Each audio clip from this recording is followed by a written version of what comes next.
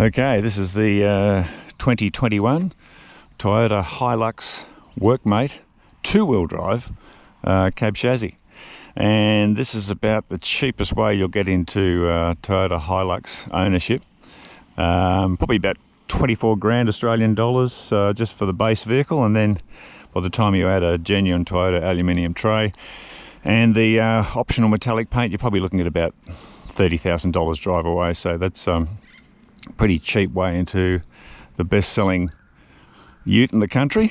So let's have a look around it. As you can see, it's very much, they call it a WorkMate, and that's very much what it's aimed at. You can see the front of it here. It even has the original styling of the NG series. They haven't updated to the latest styling, and of course you get that big black plastic bumper here, which is designed to fend off all the scrapes and dents you normally get in working environment.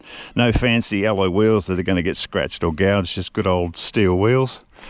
Very basic interior, as you'd expect, but it is a workhorse, so that's what it's designed to do. And big aluminium tray. It's a genuine Toyota tray. It's about 2.6 metres long and about 1.8 metres wide, and it's pretty well equipped too, because it has, you'll see along here these rails, they have 8 holes in each of them for load anchorage points. So there's 16 load anchorage points in total, and that's internal anchorage. Then along here you've got the rope rails on each side if you need to secure a load externally. So they've got both of those covered. Nice tight rattle-free tray. And it adds about 140 kilos to the vehicle's curb weight, which drops the payload by the same amount, but that still gives you more than a ton of payload, which is excellent. And it also can tow up to 2.5 tons of brake trailer. So those two figures are pretty useful sets of figures for all sorts of job applications. Well, there you go. She certainly looks like a workhorse. Let's go and find out whether she drives like one.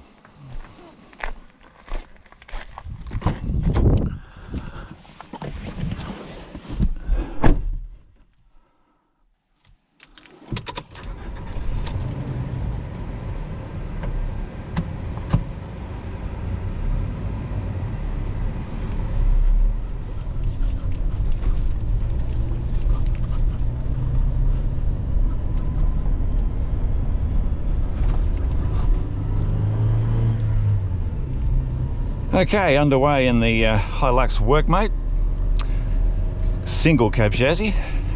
And the interesting thing about this one is that it's fitted with a 2.7 litre 4-cylinder petrol engine and 5-speed manual transmission. So that's got about 122 kilowatts and 245 newton meters of torque. Now that's more power but less torque than the 2.4 litre turbo diesel that's available in this model grade, and it's less power and less torque than the premium 2.8 litre turbo diesel, which is also available. And you can also get this engine with a 6-speed automatic transmission. So it's quite interesting that Toyota continues to make a little petrol engine and a 5-speed manual transmission. It still continues to offer this, but for them to be making it, it's obviously enough of a demand to justify its production. Generally from fleet buyers, I would imagine, and fleet buyers have different reasons for favouring petrol engines over diesel, and there's a number of reasons for that. Some of them could be obviously a lower purchase price, maybe more simplified maintenance, and maybe there's a bit of that Dieselgate stigma hanging over some of these fleet buyers too. Who knows? There's a multitude of reasons why fleet buyers make their decision, but as I said, if Toyota keeps producing this powertrain combination, there must be enough demand for it. It's interesting driving a manual because most commercial vehicles these days are automatic, so it's a bit of a blast from the past. Having said that, it's actually not a bad thing to drive. It's the petrol engine has reasonably good acceleration. Steering feel is good. Brakes are very good, and overall, not a bad driving experience. Being a base grade model, you can imagine it's got a pretty basic cabin specification, which is not big on creature comforts. But having said that, it does have some things you probably wouldn't expect. For example, a lot of connectivity with the infotainment system, including Apple CarPlay and Android Auto. It's also got a number of Toyota's safety systems, including automatic emergency braking, or AEB. And it's got 7 airbags, which surprised me. But having said that, there are other things that are missing from the specification, like it doesn't have intermittent wipers. So it seems like what Toyota gives with one hand, they take with the other at this specification. The only real criticism I have of the driving experience, though, is how incredibly stiff the rear suspension is when you're driving it without any load on board. Like, oh, you go over bumps like that and you can really feel it through your back. I've never ridden a bucking bull in a rodeo, but I can tell you what, this will probably give you a pretty good idea. It's so harsh over these bumps. But I've also driven this vehicle with more than a ton on board. That was in diesel specification, but we're talking about chassis performance here. And the ride really smoothed out. And if you think about it, that's primarily what this vehicle is designed for.